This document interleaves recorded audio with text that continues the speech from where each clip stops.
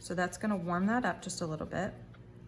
And now we're gonna finish this off by really kind of, now we're gonna get into a little bit of pressure. I'm gonna press a little bit harder, not crazy hard.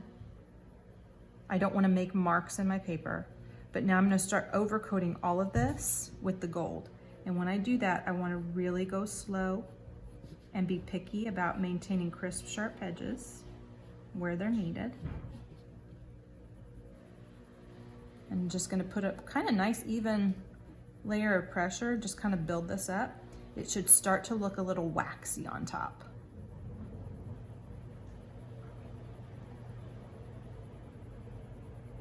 You can, I'm gonna speed the video up for this part.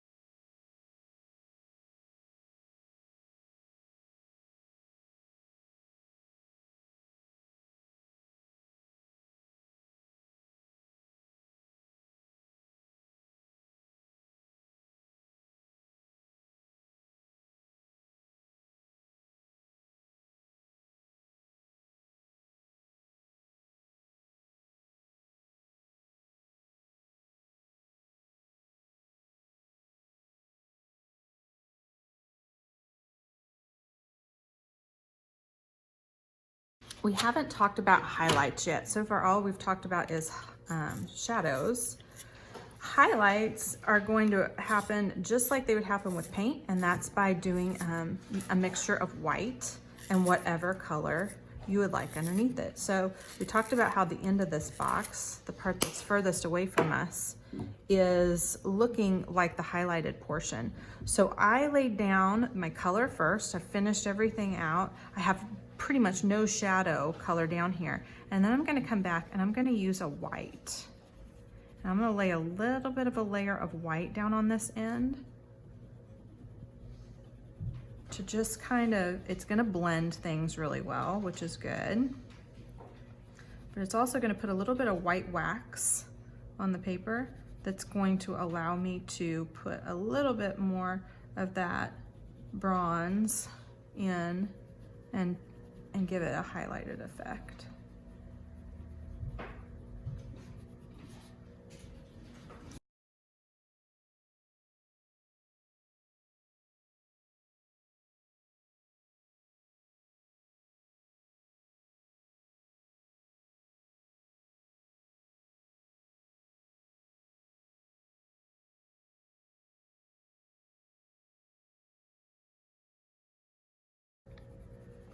You should be starting to tell that you're really building that wax up and it's starting to really slide easily.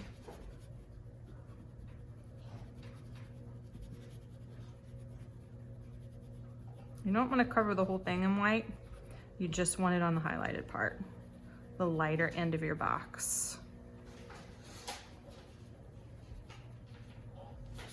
Okay. See how that's lightening everything up a little bit? And then to just help blend that out, I'm gonna come back and do just another coat of my bronze over the top, just to kind of take the stark white look away.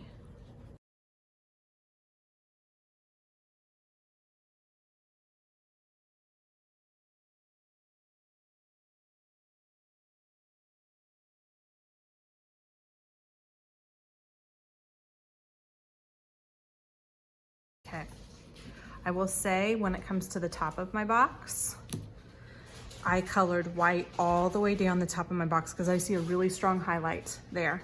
So I've taken white and I've gone the whole length of this in white first.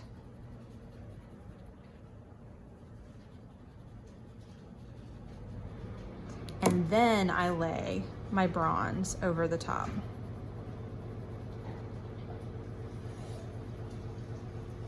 And get them really sharp.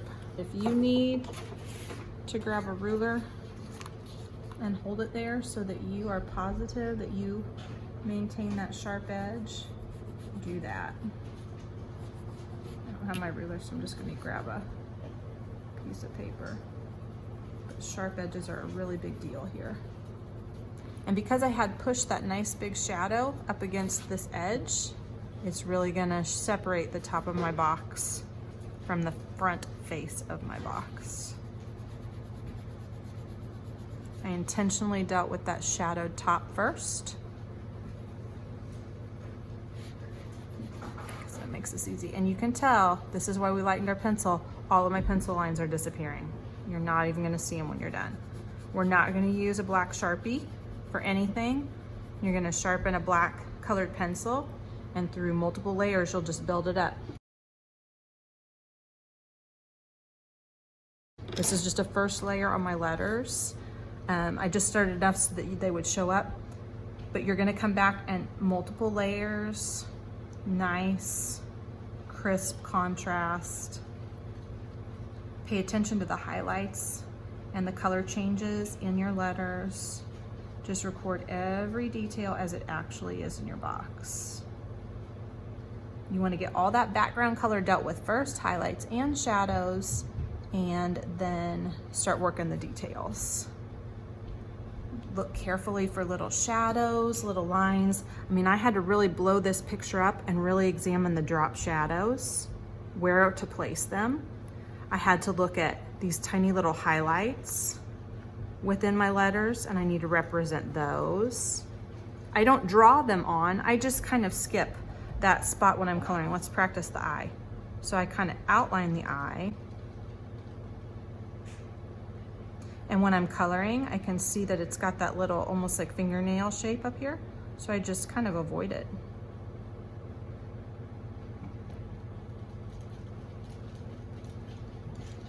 Go bigger rather than smaller than you're originally thinking on those shapes, because you can always make them smaller, but you can't make them bigger. Okay, and then I can just kind of adjust it.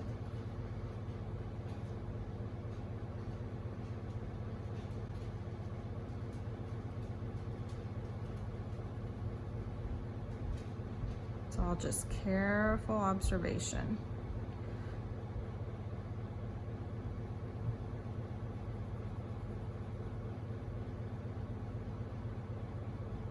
Okay. Now it's looking crisp. Okay. I've gone over these edges 2 or 3 times just to kind of get them, bring them up nice and crisp so they don't look fuzzy and colored pencil-ish.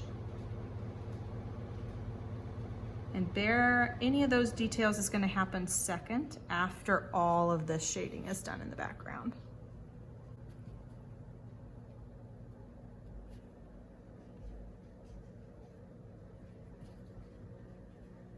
Okay. On my sign right here where all these words are, I'm not going to put all that in. I'm just simply going to add the bubble around the inside edge, that outline. And I can see that I left part of the little speech bubble off. That's okay.